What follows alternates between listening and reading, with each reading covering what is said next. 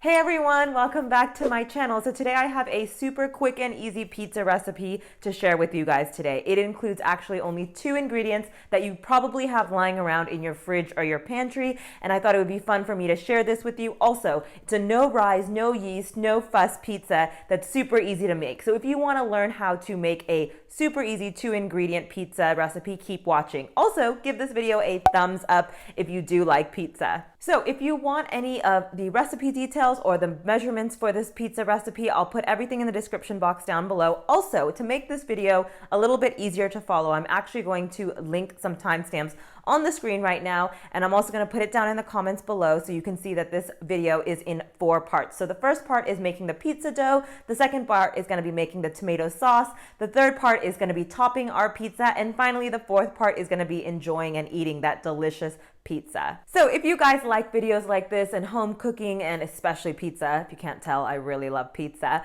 but I did do another video with Paso London, and it was a DIY at home kit, and I'll link it in the cards up right now for you to check out as well. But I'll stop blabbering on and let's get on to this quick and easy 2 ingredient pizza that's going to take you less than 20 minutes to cook up at home. So the first thing that you're going to need is a natural yogurt. I have Greek yogurt in my refrigerator right now, but you can use any kind of yogurt. I would just say a full fat, natural, plain yogurt, something that's unsweetened, is what you're going to need for the pizza dough. Now you're going to need about half a cup of this, so make sure you do have enough of that. So the next thing you're going to actually need for the dough is a flour. Now this is just a plain white flour, nothing special about it, no self-rising agents in it, no yeast, just plain white British flour. And you're going to need about 3/4 of a cup of this. So the next 2 ingredients are totally optional, but if you want to add a little bit of flavor to your pizza base, you're going to want to add garlic granules and some Italian herbs into there.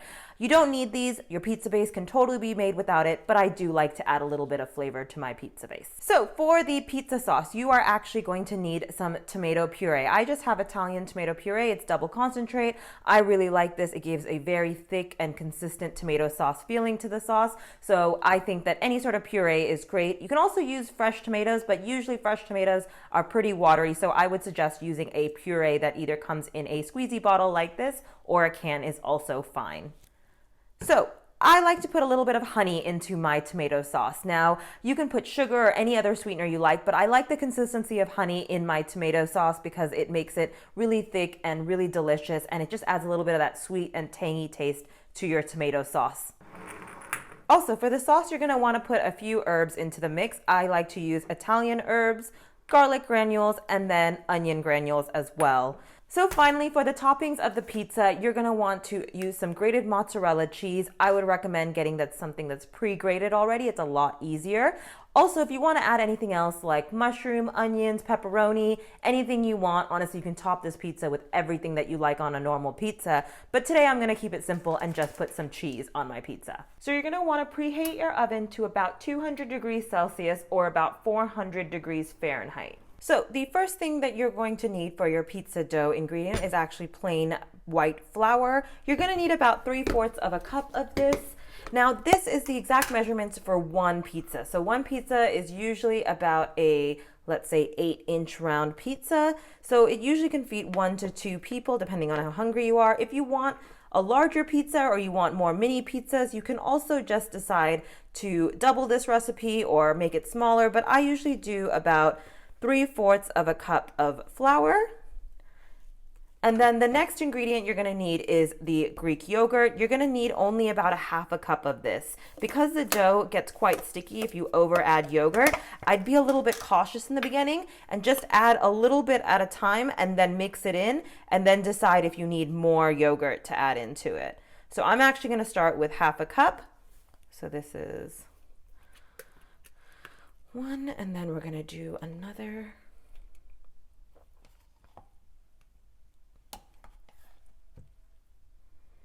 Perfect. Now, I'm not an exact kind of person. You'll have to see that my measurements are always kind of rough, but I think that because this is a 2 ingredient pizza dough, you really can't go wrong here. So you're going to want to keep mixing this in now until it turns into a dough-like consistency. So you can see here it's already starting to catch on and the dough is starting to form. Just going to keep mixing it and mixing it. It's going to be quite a sticky dough once the yogurt does mix in, so just be aware that you might need to add a little bit more flour to this mixture depending on how sticky this dough ends up being.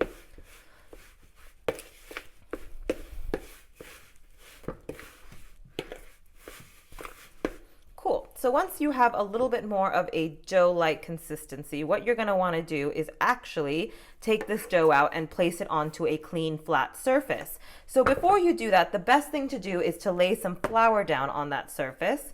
So I'm going to go ahead and flour my worktop here, and then grab the dough that I've just mixed up and place it onto my clean surface. And now you're going to start kneading this dough for a few minutes just to make sure that it is the same consistency all the way through.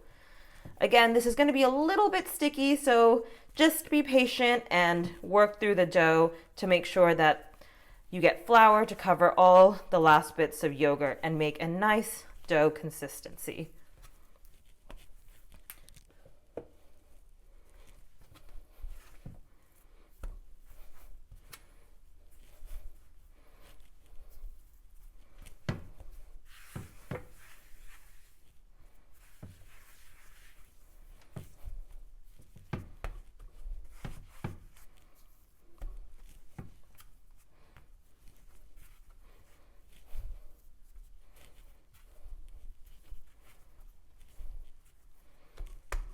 So now I'm just going to add a little bit more flour. Again, this is to make sure that the dough does not stick to my worktop or to my hand. And at this point, you can decide to either roll this dough out like you would with normal dough, so you can use a rolling pin. But to keep this recipe super easy and quick, I'm actually just going to flatten this out with my hand. So I'm just going to go ahead and continue to flatten it out in a round circular shape. I feel quite Italian right now. I feel like this is authentic pizza making, but without the yeast. And then you're going to just keep flattening it around and creating your pizza base. Every time you do flip it, consider adding a little bit more flour so that, again, you don't get any stickage or any uneven parts. You're going to want to keep pressing the dough out until you get about a 1/4 inch thick of pizza dough. Sometimes you can make round pizza, sometimes I make square pizza, sometimes I make rectangular pizza. It really doesn't matter. Obviously, this is just your own personal preferences, but I'm just trying to keep this as round as possible.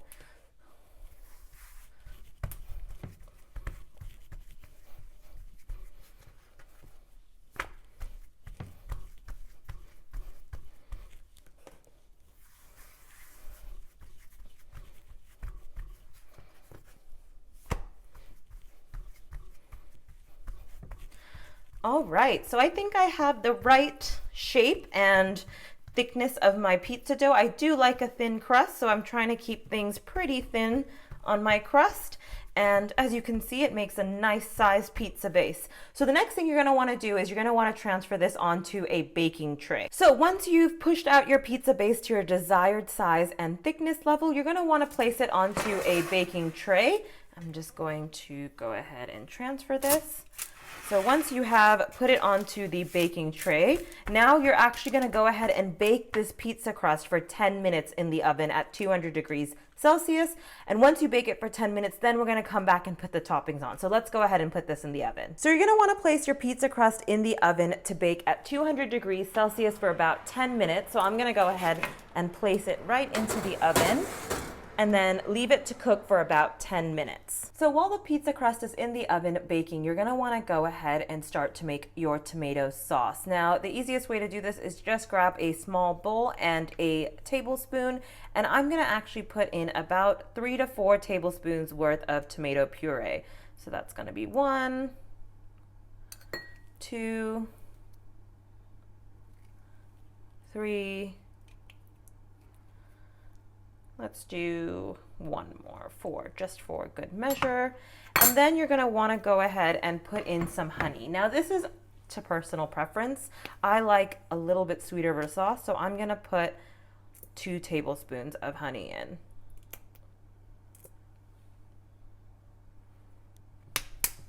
And you're gonna wanna mix this through. So once you have this mixed through, you're gonna wanna add some of your dried herbs. I'm gonna add some Italian herbs, about half a tablespoon. Garlic granules, again, about half a tablespoon. I'm not really exact with these things. And finally, the onion granules, and again, another half of a tablespoon or so. Oops. And then stir this all together.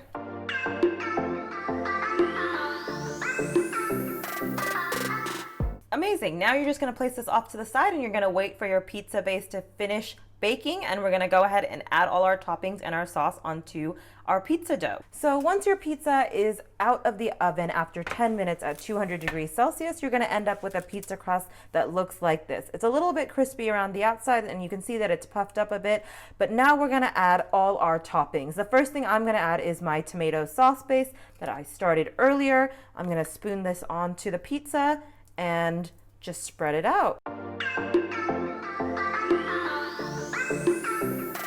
Cool, now that I have spread out all of the tomato paste, I'm going to now add on some mozzarella cheese. I don't know about you, but I like my pizza cheesy, so I'm gonna put on a little extra of that mozzarella cheese. At this point, you can decide to put on any other toppings that you want, but I'm keeping it very simple today and doing a classic cheese pizza.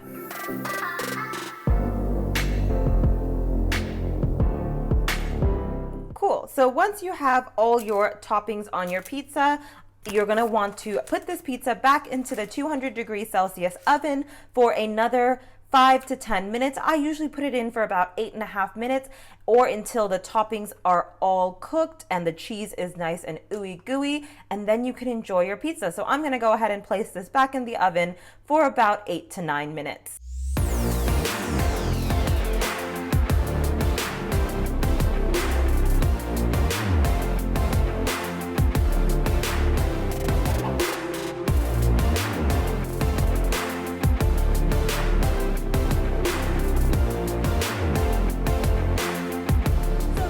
My pizza right out of the oven. I'm really excited. It smells so good. I wish YouTube had smell-o-vision. But anyways, I'm gonna cut this pizza up and enjoy it. I really hope you guys enjoyed making this pizza recipe with me. It's super easy to do. If you're busy on a weeknight and you just wanna have pizza, I totally encourage trying this recipe out. Or if you're a busy mom or dad and you wanna make this recipe for your kids, super easy, and I promise they'll enjoy it just like they enjoy a pizza takeaway.